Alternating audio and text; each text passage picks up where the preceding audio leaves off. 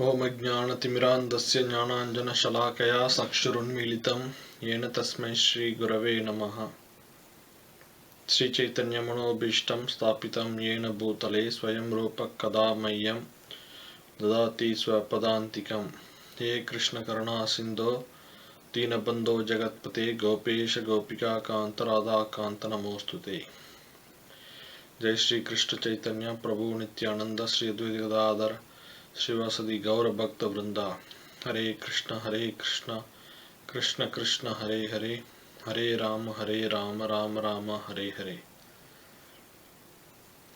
Dear friends, today I am going to talk about the different kinds of people that I have noticed in this world. This is going to be an interesting exercise, and I'm also going to try to see the Vedic perspective of all these people. Sri Chaitanya Mahaprabhu had a meeting with Sri Rupa Goswami and Sanatana Goswami in the Dasashwamedh Ghat in the banks of the Ganges, where Sri Chaitanya Mahaprabhu elaborated on the teachings of the Srimad Bhagavatam and pointed out to Sri Rupa and Sanatana the various types of living entities that live in this world. So Sri Chaitanya Mahaprabhu told Srila Rupa Goswami that primarily there are two types of living entities. So there is the Supreme Lord, and there are two types of living entities. One is one who is eternally liberated, and the other is eternally conditioned. So when we say eternally conditioned, it actually means that they have been conditioned for a very long time. So this is also described in the Srimad Bhagavad Gita, where Lord Sri Krishna says, Dvau imau purushau loke sarakshakshara evacha sharas sarvani bhutani kutastokshara uchyate. So there are two classes of beings. One is the fallible and infallible. In the material world, every living entity is fallible, while in the spiritual world, all the living entities are infallible. So there is the spiritual world, and all the living entities, they are all eternally liberated, and they are completely purely serving the Supreme Lord in pure devotion. So they are not contaminated by the material modes of nature. While in this world, the material world, all the living entities are under the influence of Maya, and therefore they are all in a diseased state. So Srila Prabhupada writes that any living entity who has come in contact with matter, beginning from the first created being Brahma down to a small ant, is changing its body. Therefore they are all fallible. In the spiritual world, however, they are always liberated in pure devotional service. So as long as we are changing our material bodies, we will be fallible, because as soon as our material body changes, we are forgetful of what happened earlier to us. So in that sense, we are fallible. The eternally conditioned living entities are divided further into two types. So first division is the liberated living entities, or the Nitya Suris, and the conditioned living entities. And among the conditioned living entities, there are different types of living entities. The one which cannot move, like the trees, they are all the non-moving, and there are those that can move, like the birds and the beasts. So they are all called as Jangama. Jangama means one that can move. And among the living entities that can move, there are further three types: the one that fly in the sky, the one that swim in water, and the one that walk on the land. So birds fly in the sky, and fish and whales and sharks, they are all living in water, and there are a vast majority of living entities that live on land. So out of millions and millions of living entities on land, human beings comprise only a small portion. So thus we can understand how rare it is to be a human being. So out of so many human beings, only few of them are cultured, and most of them are uncultured. And the ones who are not cultured, or in other words, those who don't follow the rules of God, they are all technically called as asuras or demoniac. And those who follow the rules of God, they are called as divine. So Krishna says in the Bhagavad Gita that Dvavimau Purushau Loke. So there are two types of living entities. Daiva Asura Evacha. One is the divine and other is the demoniac. So let us try to understand the nature of the demoniac. So in the Bhagavad Gita, Krishna says, Pravritim cha nivritim cha janana vidurasuraha na shaucham napi cha acharo na satyam teshu vidyate. Those who are demoniac do not know what is to be done and what is not to be done. Neither cleanliness nor proper behavior nor truth is found in them. So we can understand that in the modern context, most people in the world belong to the demoniac category. And this has been going on for a very long time.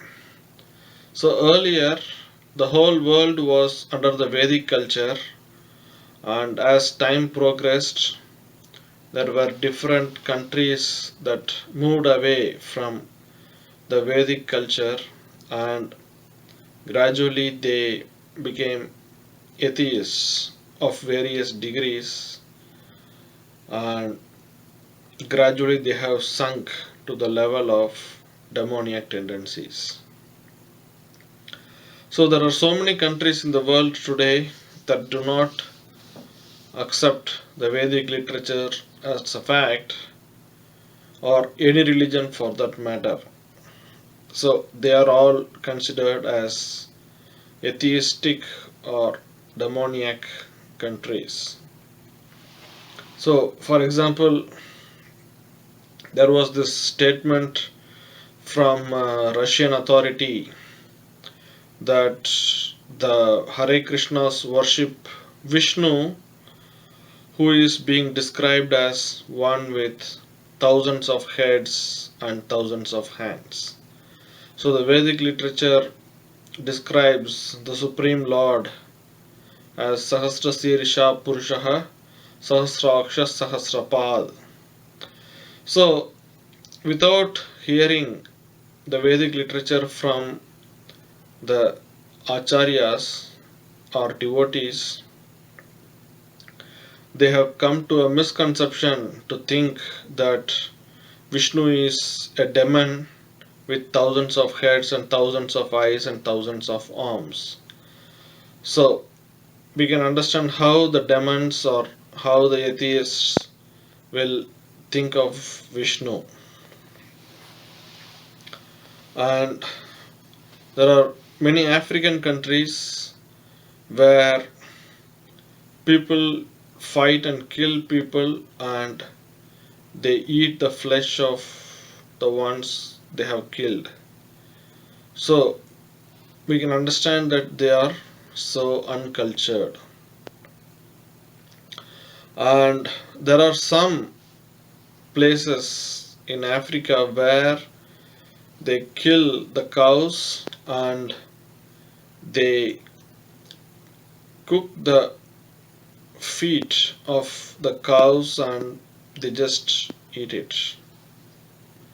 So there are so many types of demoniac people in the various parts of the world who have no culture of how to treat their neighbors or how to treat the human beings or the so called human beings and how to treat the animals. So we can consider those as being demoniac. So we are not being judgmental, but we are just analyzing their precarious conditions and we are hoping that they will too get a chance to become theistic or they will also get a chance to enter the Vedic family of Krishna. Also, there are so many cases of genocide, ethnic cleansing, and so forth in all these African countries, and that is primarily because of lack of knowledge. So they somehow get into these ethnic ideas and think that the other ethnic group has to be somehow cleansed and so forth. So there has been so many cases of these happening in the African countries, and also there are so many different types of war crimes and so forth. And there is so much violence against women during the war times, and so we can understand that all these behaviors are so far away from the traditional Vedic way of life, and thus we can consider all these behaviors as being demoniac. So the same has happened even in the eastern parts of Asia where there have been genocides and torture and so forth. And we know that Japan has witnessed atomic bombs and there has been so much difficulty before 50 years or so.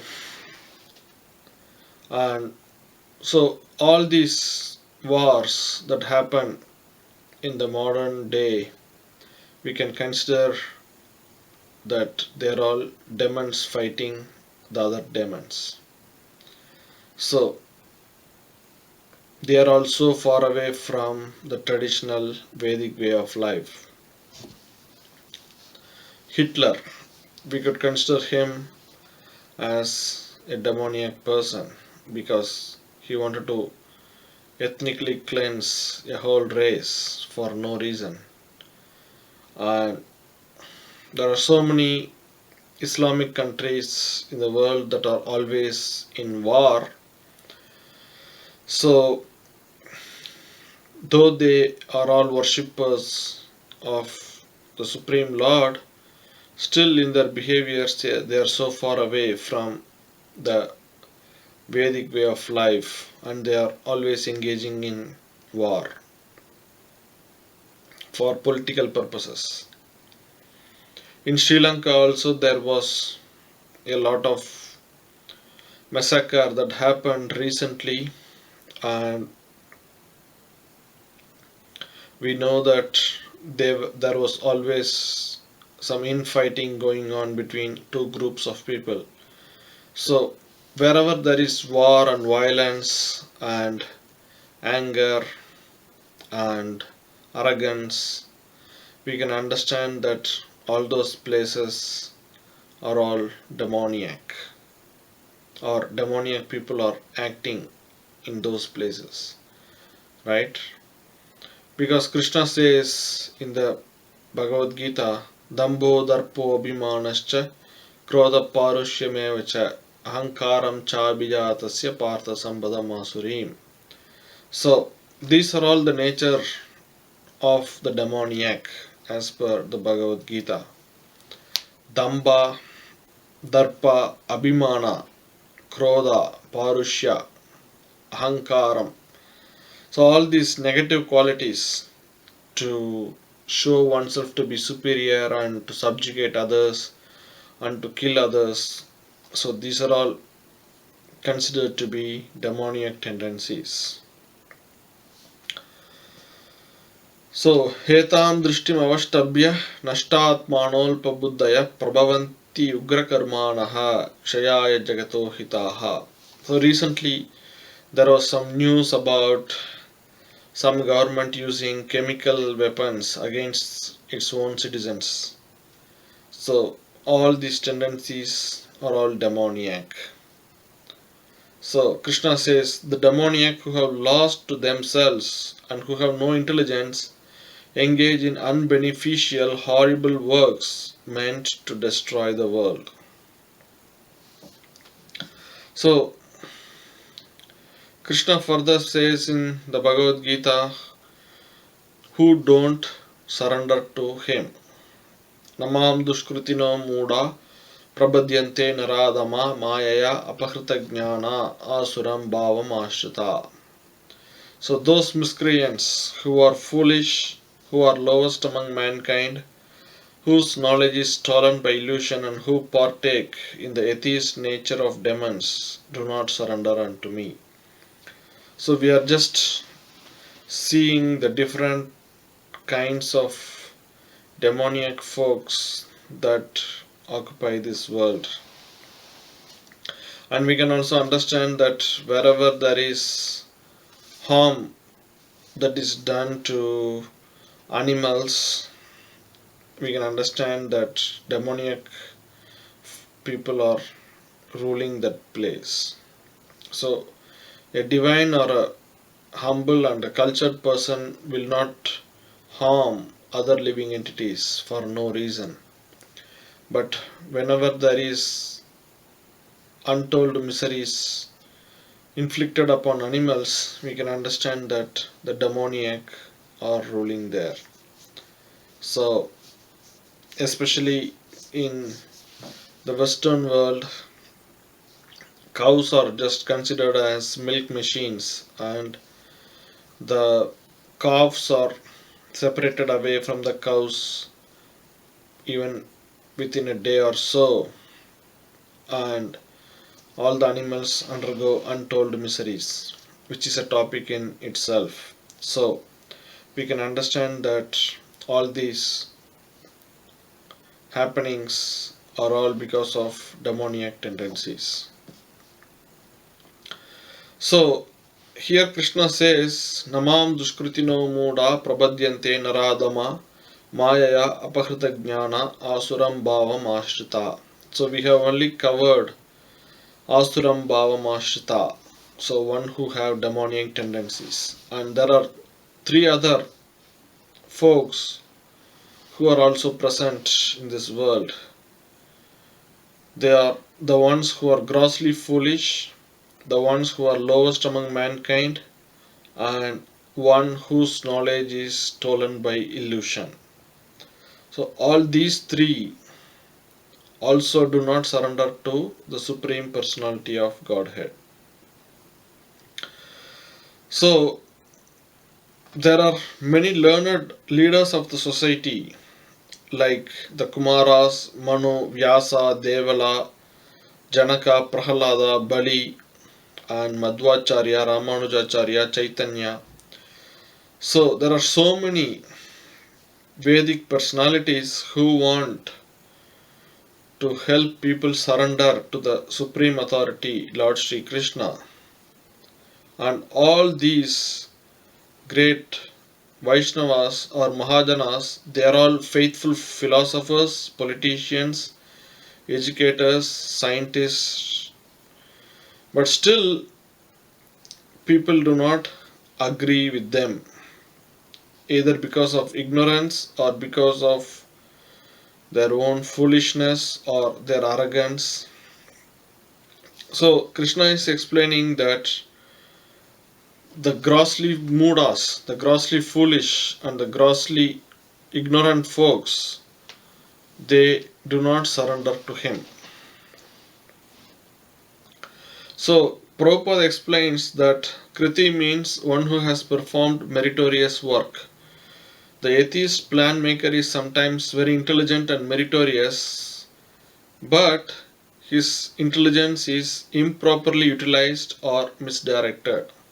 Therefore, he is called as a Dushkriti. And coming to the Moodas, most people in this world, they are all under this category of men. So Prabhupada writes that the Moodas are those who are grossly foolish, like hard-working beasts of burden or the donkeys. They want to enjoy the fruits of their labor by themselves and do not want to share it or part with them from the Supreme. The typical example of the beast of burden is the ass or the donkey. This humble beast is made to work very hard by his master. The ass or the donkey does not really know for whom he works so hard day and night. He remains satisfied by filling his stomach with a bundle of grass, sleeping for a while under fear of being beaten by his master, and satisfying his sex appetite at the risk of being repeatedly kicked by the opposite party. The donkey sometimes sings poetry and philosophy, but this braying sound only disturbs others. This is the position of the foolish fruitive worker who does not know for whom he should work. So this world is filled with these types of moodas. I have seen in various cities that people get up and go to work around 6:30 or 6 in the morning, and they come back home around 9:30 or so, and they eat their lunch, dinner and breakfast in the companies they work, and they are made to work practically the whole day. So I just wonder, why would they come to their home in the first place? Because as soon as they come to home, they just fall asleep because of the tiredness. So they have achieved nothing the whole life except the troublesome travel to the place of work and working like a donkey the whole day. So all these people, they come under the category of being Muda. Most often, those who work very hard day and night to clear the burden of self created duties say that they have no time to hear of the immortality of the living being. To such Mudas, material gains which are destructible are lives all in all. So they do not understand that as soon as they die, they cannot take their house along with them. So to such moodas, the material gain is lives all in all. So they are just happy to make some money, go to cinemas, go to hotels, go to bars and have a fun time and come back to office and earn more money. So all these folks are considered as moodas. Sometimes they spend sleepless nights and days for fruitive gain, and although they may have ulcers or indigestion, they are satisfied with no food. They are simply absorbed in working day and night for the benefit of their illusory masters. So, there is a verse in the Mukundamala Stotra where Sri Kulashekara says, Yam kinchit purushat mam katipayam gramesh amalpartadam sevayai hridayamahe mooda varaka vayam. So there Kulashekara is using the word mooda. So he is saying that Lord Narayana is standing within our hearts and he is so eager to reciprocate with us, but we are so foolish that we want to go and serve a man who is the leader of a few villages, and we want to shamelessly serve him with the hope that he will give us some remuneration. So, this world belongs to everyone, and this world belongs to Krishna. So, somehow, all these artificial thoughts that this belongs to me and he is my friend and he is my enemy, all these are all creations of the human mind. So, when Krishna is kept in the center, all these illusory ideas will go away and all the living entities will become happy. So, ignorant of the real master, the foolish worker wastes their valuable time serving nothing. Unfortunately, they never surrender to the supreme master of all masters, nor do they have time to hear about Krishna from proper sources. The swine who eats the night soil or stool does not care to accept sweet meats made of sugar and ghee. So, the foolish worker is untiringly working with the hope that the flickering mundane world will give him some happiness. But he doesn't understand that all the temporary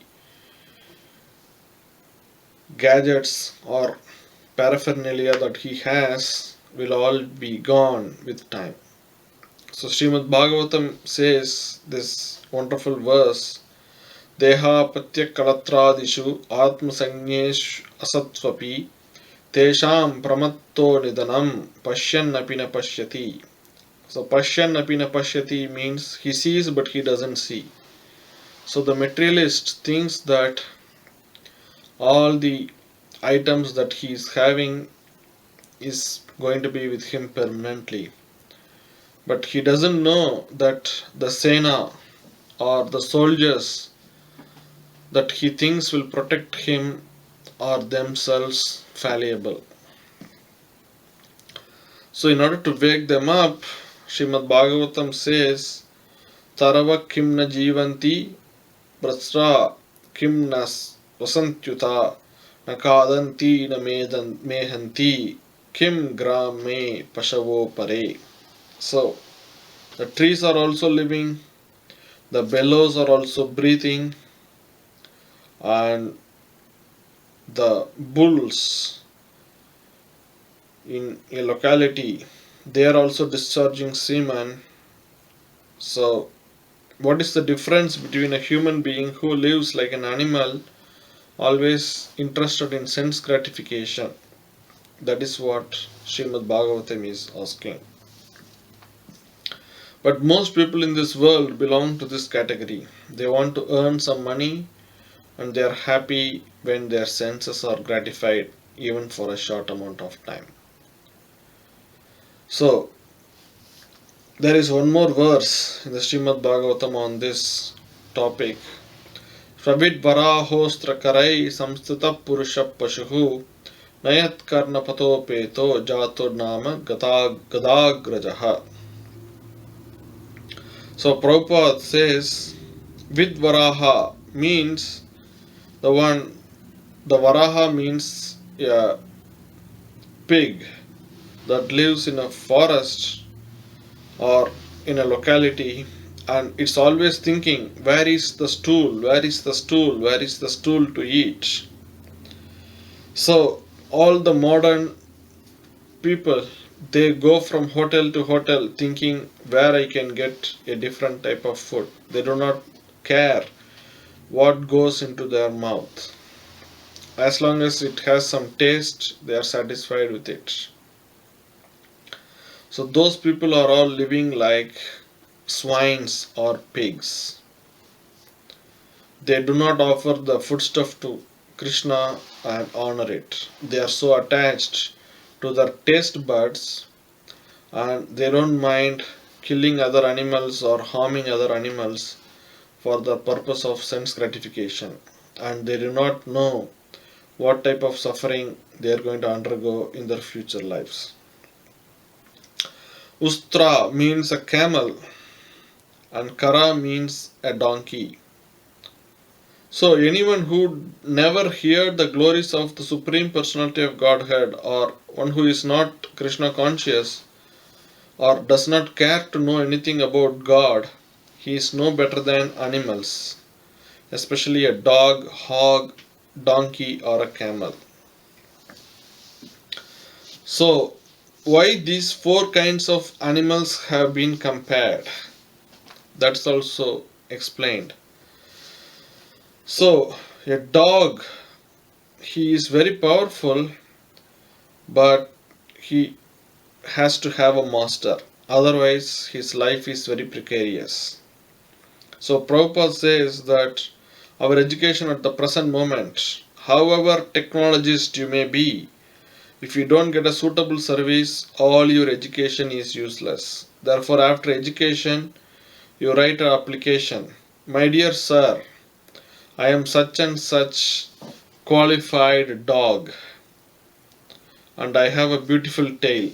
Please engage me in your service. That's what an application for a job means. So all these mudas, they are attached to so many different misconceptions and they think that without a job from a materialist their life is useless. So the materialists are always under fear. And a hog or a swine or a pig eats anything and everything, and a donkey works very well for its master, and a camel eats thorns, and when the blood from its own mouth enters its throat, it thinks that the thorn is very tasty. It doesn't know that the thorn is harming its own tongue and mouth, and it is piercing and blood is oozing out into its throat. A camel doesn't understand it in a desert. Same way, people who are very, very sexually oriented or sexually interested, they do not know that they are spoiling their own body for the pleasure, and they do not think that sex life is only for procreating God conscious children. So, in that way, they are wasting their own blood and they are thinking that they are enjoying. So, Naradama is a person who is condemned by the personality of Godhead because he does not follow the Vedic literature. And the other class of men, as per the Bhagavad Gita, is Mayaya Apahrita Jnana.